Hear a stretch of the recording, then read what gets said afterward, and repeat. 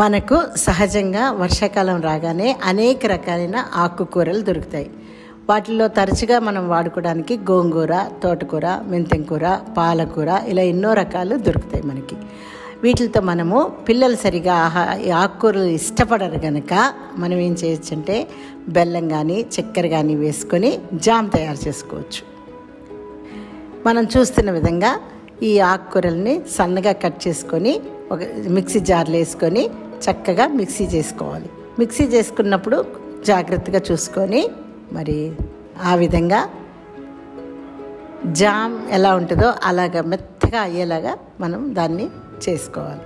తర్వాత గ్లాస్తో కొలుచుకొని లేదా ఏదన్నా ఒక దాంతో కొలుచుకొని ఎంతైతే మనకి ఆకుకూరల రసంగా వచ్చిందో అంత బెల్లం కూడా తీసుకోవాలి.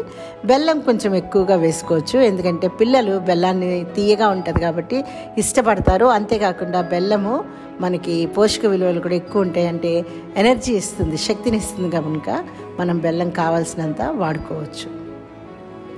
ఆ తర్వాత ఈ యొక్క ఆకుకూరల రసాన్ని తర్వాత బెల్లాన్ని రెండింటినీ కలిపి పొయ్యి మీద సన్నటి సెగలో మనం కలుపుకోవాలి.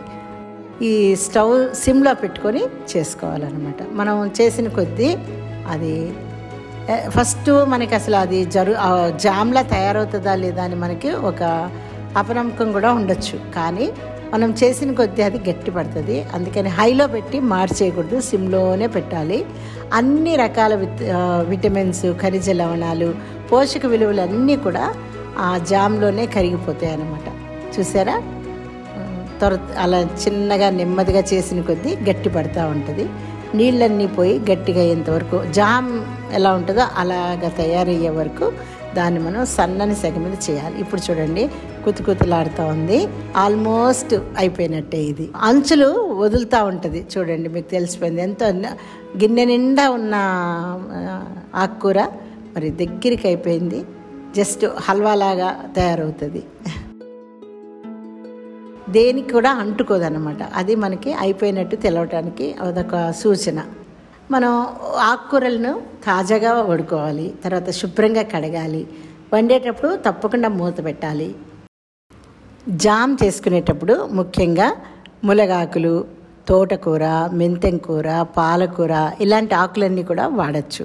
అయితే గోంగూర అనేది కంపల్సరీ, ఎందుకంటే గోంగూర మంచి రుచినిస్తుంది, మంచి సువాసనను కూడా ఇస్తుంది కనుక గోంగూరతో పాటు ఏవైనా 2 రకాల ఆకుకూరలు వాడుకోవాలి. జాము కనీసం 15 రోజులు లేదా 20 రోజులు నిలువ ఉంటుంది. షరత్ ఏంటంటే మంచి పొడి గాజు సీసాలో తడి తగలకుండా భద్రపరచుకోవాలి.